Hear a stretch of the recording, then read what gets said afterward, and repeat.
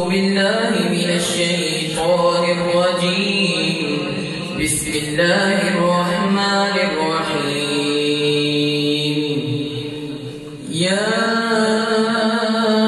أيها الذين آمنوا استعينوا بالصبر والصلاة إن الله مع الصابرين. ولا تقولوا لمن يقتل في سبيل الله أموات بل أحياء ولكن لا تشعرون.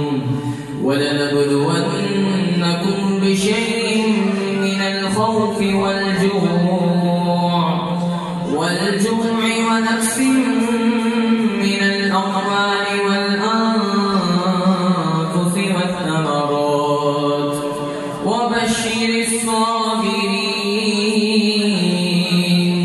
الذين إذا أصابتهم مصيبة قالوا إنا لله وإنا